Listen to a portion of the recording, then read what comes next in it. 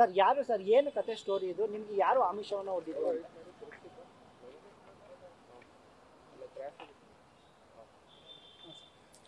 Sir 13ನೇ ತಾರೀಕು ನಾನು ಮೋಡ ಹತ್ರ ಇದ್ದಾಗ ನನಗೆ ಪರಿಚಯ ಇರತಕ್ಕಂಥ ಶ್ರೀನಿಧಿಯವರು ನನ್ನ ಬಂದು ಭೇಟಿ ಮಾಡಿದ್ರು. ಅವ್ರ ಜೊತೆ ಒಬ್ಬ ವ್ಯಕ್ತಿ ಬಂದಿದ್ರು, ಅವ್ರನ್ನ ಪರಿಚಯ ಮಾಡ್ಕೊಂಡು ಶ್ರೀನಿಧಿಯವರು ಇವರು ಹರ್ಷ ಅಂತೇಳಿ ಇವ್ರು ನಿಮ್ಮ ಜೊತೆ ಮಾತಾಡ್ಬೇಕಂತ ಹೇಳಿದ್ರು.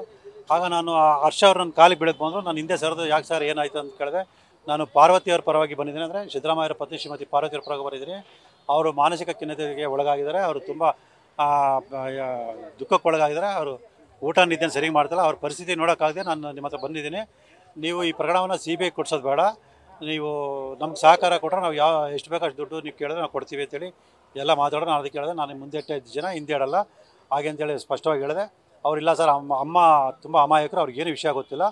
ಈ ದೇವರಾಜು ಮತ್ತು ಮಲ್ಲಿಕಾರ್ಜುನ ಸ್ವಾಮಿ ಮತ್ತು CT ಕುಮಾರ್ ಇವರೆಲ್ಲ ಸೇರಿ ಈ ಥರ ಮೋಸ ಮಾಡಿದ್ದಾರೆ ಹಾಗೆ ಅಂತ ಹೇಳಿದಾಗ, ಹಾಗೆ ಹತ್ರ ಇದ್ದರೆ ಪಾರ್ವತಿಯವ್ರ ಕಡೆಯಿಂದ ಒಂದು ಪೊಲೀಸರು ದೂರ ಅರ್ಜಿ ಕೊಡಿಸಿ ಇವರೆಲ್ಲ ಸೇರ್ಕೊಂಡು ಮೋಸ ಮಾಡಿದರೆ ನನಗೇನು ಗೊತ್ತಿಲ್ಲ ಅಂತೇಳಿ ಅವಾಗ ತನಿಖೆ ಮಾಡಿದಾಗ ಸತ್ಯ ವಿಷಯ ಗೊತ್ತಾಗುತ್ತೆ ಅಂತೇಳಿ ನಾನು ಹೇಳಿ ಕಳಿಸಿದ್ದೆ. ಮತ್ತು ಶ್ರೀನಿಧಿಯವರು ದಯವಿಟ್ಟು ಇನ್ನು ಮುಂದೆ ಇತ್ತಲ್ಲ ಯಾರು ಕರ್ಕೊಂಬರ್ಡಿ ಅಂದ್ಕೊಂಡು ಹೇಳಿದ್ದೆ. ಅದಾದ ಮಾರನೇ ದಿವಸ ನನ್ನ ವಿರುದ್ಧ KR ಪೊಲೀಸಲ್ಲಿ ಸುಳ್ಳು ಪ್ರಕರಣ ದಾಖಲು ಮಾಡಿದರು. ಆ ಒಂದು ಹಿನ್ನೆಲೆಯಲ್ಲಿ ನಾನು ಬಂಧಿಸೋಕ್ಕೆ ಪ್ರಯತ್ನ ಪಡೆದು ಕಂಡು ಬಂದಾಗ ನಾನು ನನ್ನ ವಕೀಲರ ಭೇಟಿ ಮಾಡೋಕ್ಕೆ ನನ್ನ ಫೋನು ಸ್ವಿಚ್ ಆಫ್ ಆಗಿ ಬೆಂಗಳೂರಿಗೆ ಹೋದಂಥ ಸಂದರ್ಭದಲ್ಲಿ ಭಾನುವಾರ ಬೆಳಗ್ಗೆ ಅಂದರೆ 15ನೇ ತಾರೀಕು ಬೆಳಗ್ಗೆ 10:30 ಅವರು ಶ್ರೀನಿಧಿ ಮತ್ತು ಹರ್ಷ ಅವ್ರ ನಮ್ಮ ಮನೆ ಹತ್ರ ಬಂದು ನನ್ನ ಮಗನೂ ಕೂಡ ಮಾತಾಡಿಸಿದ್ದಾರೆ. ನಾನು ಇಲ್ದಿರೋ ಕಾರಣ ಮಾತಾಡಿಸಿ ನನ್ನ ಮಗನೂ ಕೂಡ ಒತ್ತಡ ಹಾಕಿದ್ದಾರೆ ಮತ್ತು ಆಮಿಷ ಹೊಟ್ಟಿದ್ದಾರೆ.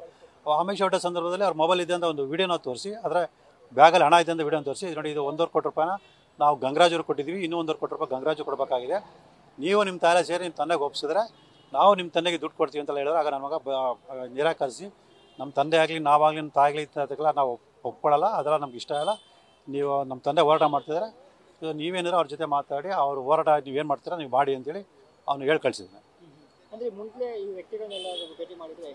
ಇಲ್ಲ ಸರ್, ನನಗೆ ಹಲವಾರು ವರ್ಷಗಳಿಂದ ಶ್ರೀನಿಧಿಯವ್ರ ಪರಿಚಯ ಇದ್ದಾರೆ. ಹರ್ಷ ಯಾರು ಅಂತ ನನಗೆ ಗೊತ್ತಿಲ್ಲ. 13ನೇ ತಾರೀಕು ಬಂದಾಗ ನನಗೆ ಅವರು ಪರಿಚಯ ಆಗಿದೆ.